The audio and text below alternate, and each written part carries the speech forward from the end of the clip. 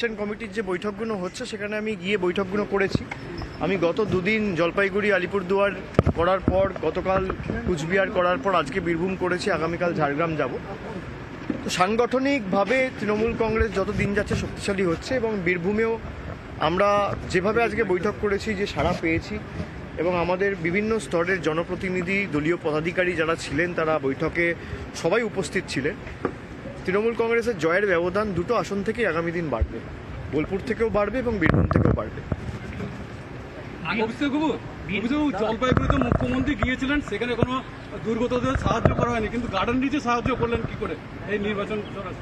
দুর্গতদের সাহায্য করা হচ্ছে, কিন্তু সাহায্যটা মুখ্যমন্ত্রী করতে পারে না। তার কারণ হচ্ছে আদর্শ আচরণবিধি চলছে। আপনারা নিয়ম জানুন, তারপর প্রশ্ন করুন। গার্ডেন রিচে তো দেওয়া হচ্ছে। গার্ডেন রিচে যখন সেটা ভেঙে পড়েছিল তখন আদর্শ আচরণবিধি চালু ছিল না। এটাকে ভালো করে দেখুন কবে হয়েছিল গার্ডেন রিচের ঘটনাটা।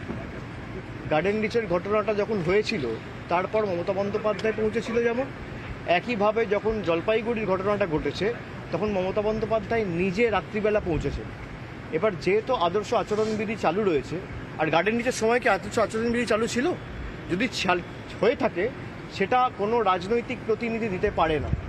সেই কারণে যাদেরকে রিলিফ ক্যাম্পে রাখা রয়েছে তাদের যাতে সঠিকভাবে পরিষেবা পৌঁছায়, পর্যাপ্ত পরিমাণে খাবার থাকে, তাদের পাশে সরকার দাঁড়াচ্ছে এবং আগামী দিনেও আদর্শ আচরণবিধি মিটে গেলে তাদের বাড়ির ব্যবস্থা, সংসার চালানোর ব্যবস্থা সব সরকার করে দেবে। আমরাই করেছি এবং আগামী দিনে আমরাই করব। বীরভূমে যাকে প্রার্থী করেছে অন্যতম বিজেপির দুর্ভাগ্যজনক। বিজেপির অভ্যন্তরীণ বিষয়ে তো আমি কোনো বক্তব্য রাখতে পারি না। তারা কাকে প্রার্থী করবে, কাকে সভাপতি করবে, কাকে এমএলএ ভোটে দাঁড় করাবে, কাকে লোকসভা ভোটে দাঁড় করাবে, তাদের অভ্যন্তরীণ বিষয় এবং মানুষের জবাব দেবে। মানুষের কাছে প্রতিটা পদক্ষেপই মানুষ দেখছে এবং কিভাবে সাম্প্রদায়িকতার তাস খেলে সমাজে একটা বৈষম্য, বিচ্ছিন্নতাবাদের রাজনীতির জন্ম দিয়ে সমাজকে অশান্ত করার যে পরিকল্পনা, এটা বিজেপি বারে বারেই করে এসছে, এটা নতুন নয়। তবে বাংলায় যতবারই করেছে, মুখ থুবড়ে পড়েছে, আর আগামী দিনও ব্যতিক্রম হবে। দেবাশিস ধর বলছেন যে শীতলকুচির ঘটনা ভাওতা ছিল, বিজেপিকে ফাঁসাও কে বলেছিল, এই এসপিকে ফাঁসাও কে বলেছিল, এটা তিনি বলছেন। শীতলকুচির ঘটনা তো আপনারাই খবরে, সংবাদ মাধ্যমে, গণমাধ্যমে দেখিয়েছেন, ফায়ারিংয়ের ঘটনা। তৎকালীন বিজেপির রাজ্য সভাপতি তিনি জনসভা করে বলেছিলেন জায়গায় জায়গায় শীতলকুচি হবে। কে এইসব কথা বলে? যদি এই তথ্য মিথ্যে থাকে তাহলে দেবাশিস বাবুর উচিত তৎকালীন যে বিজেপির রাজ্য সভাপতি তার বিরুদ্ধে ব্যবস্থা নেওয়া বা একটা মানহানির মামলা করা। আমি জ্যোতিষ না, আমি অ্যাস্ট্রোলজার না, আমি গণৎকার নয়। তবে আমি বারবার যেটা বলেছি যে তৃণমূলের যা ফল 2019-এ ছিল তার থেকে অনেক ভালো হবে।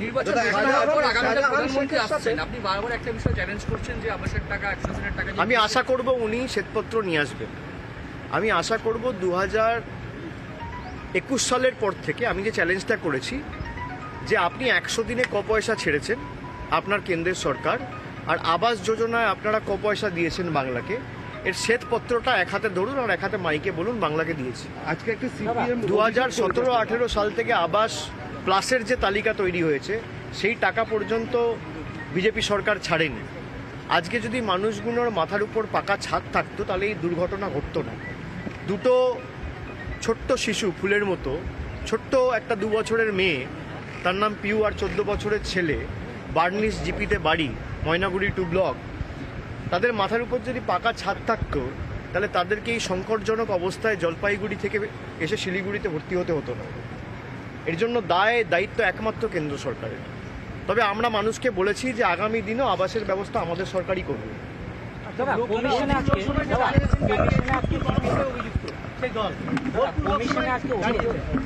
অভিযোগ করেছে যে অভিষেক বন্দ্যোপাধ্যায় বিজ্ঞাপনের টাকা 9-6 করছে, এমন একটা অভিযোগ আছে।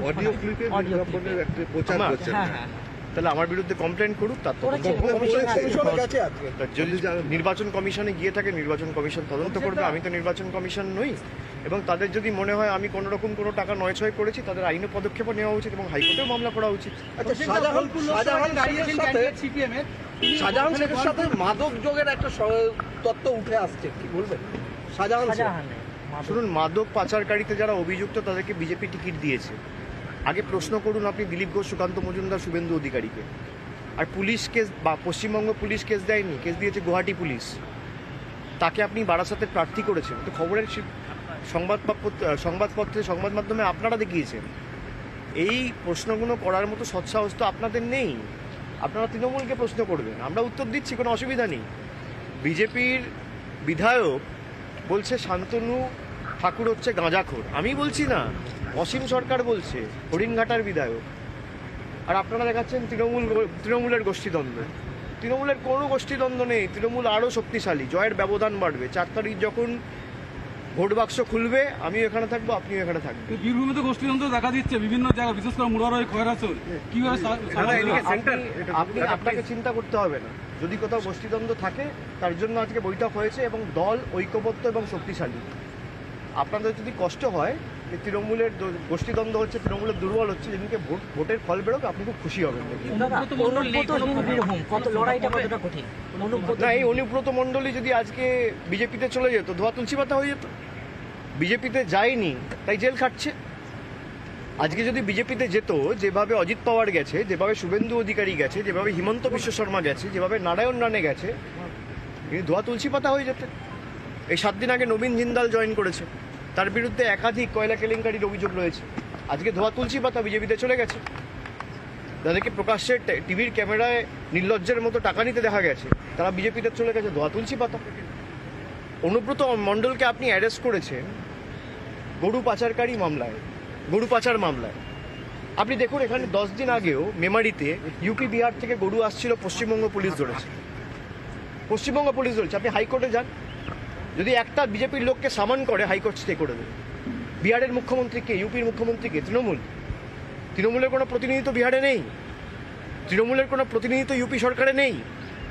একদিকে যোগী আদিত্যনাথ, একদিকে নীতিশ কুমার, দুটোই বিজেপির মুখ্যমন্ত্রী, একটা শরিক সরকার, একটা নিজেদের সরকার। সেখান থেকে গরু আসছে, পূর্ব বর্ধমান জেলার মেমারি পুলিশ স্টেশন অ্যারেস্ট করেছে। তা 14 মাস, 18 মাস, 20 মাস অনুব্রত মণ্ডল জেলে, তারপরেও গরু পাচার হচ্ছে।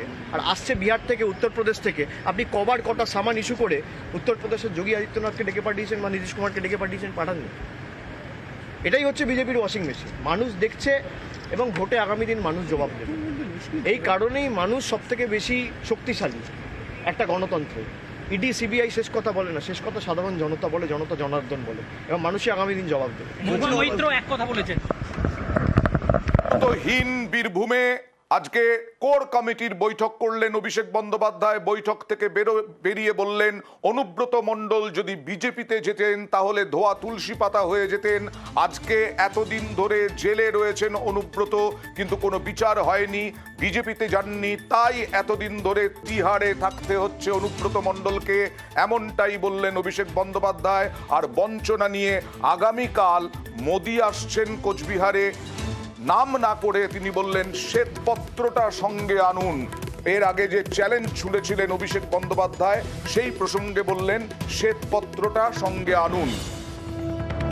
আর বীরভূমে ভালো ফল ধরে রাখার বার্তা। কথা বলবো প্রতিনিধি আবিরের সঙ্গে। আবির, গোষ্ঠীদ্বন্দ্ব এই বিষয়টা অনুব্রতহীন বীরভূমেও আমরা দেখেছি, তার জন্য কোর কমিটি করা হয়েছিল। আজকের বৈঠকে কি বার্তা দিলেন অভিষেক বন্দ্যোপাধ্যায়?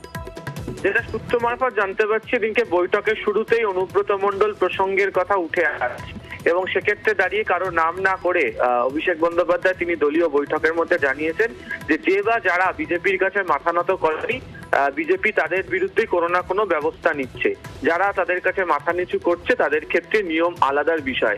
এক্ষেত্রে দাঁড়িয়ে বীরভূমের প্রসঙ্গের কথা তিনি উল্লেখ করে বলেন যে লোকসভা এবং বিধানসভা, পঞ্চায়েত, পুরসভার ভোট বিভিন্ন সময় ধরে এই জেলাতে তৃণমূল কংগ্রেস লাগাতার ভালো ফল করে এসছে এবং এই 2024-এর লোকসভা নির্বাচন চ্যালেঞ্জের নির্বাচন।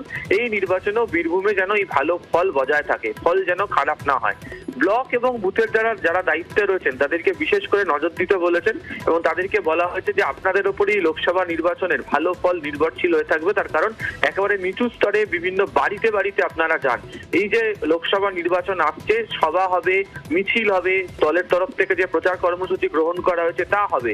এই যে কর্মী সভাগুলো করা হচ্ছে, সেখানে দাঁড়িয়ে আসলে আপনারাই ভোটের ক্ষেত্রে নিয়ন্ত্রক হিসেবে প্রধান কাজ করেন, আপনারা সেখানে যাবেন। এদিনকে বৈঠকে শুরুর আগে তিনি যে কোর কমিটি তৈরি করে দেওয়া হয়েছিল ছিল, কোর কমিটির সদস্যদের সঙ্গে কথা বলেছেন, রিপোর্ট কার্ড নিয়ে কথা বলেছেন, বিভিন্ন ব্লক ভিত্তিক, বিশেষ করে তুমি যদি দেখো যে কতগুলো পুরো অঞ্চল রয়েছে, যে পুরো অঞ্চলে তৃণমূল কংগ্রেসের সঙ্গে বিজেপির কার্যত একাধিক ওয়ার্ডগুলোতে লড়াইয়ের জায়গা রয়েছে, সেখানে তৃণমূল কংগ্রেসের কি কৌশল হবে শহরাঞ্চলগুলি প্রচারের ক্ষেত্রে, সেই বিষয় নিয়ে এদিনকে অভিষেক বন্দ্যোপাধ্যায় কথা বলেছেন। সব মিলিয়ে আজকের এই বৈঠকের ক্ষেত্রে তিনি আশাবাদী যে ফল তৃণমূল কংগ্রেসের আগেও বীরভূমে করেছে, সেই ফল 2024ও তারা বজায় রাখতে পারবেন। তবে সেই ভালো ফল করার ক্ষেত্রে যেন অতিরিক্ত আত্মবিশ্বাস কোনোভাবে যেন ক্ষতি না করে, সবাই যেন প্রচারের কাজে বেশি করে মনোযোগী থাকে, সেই বার্তাও এদিনকে অভিষেক দিয়ে রেখেছেন। ধন্যবাদ।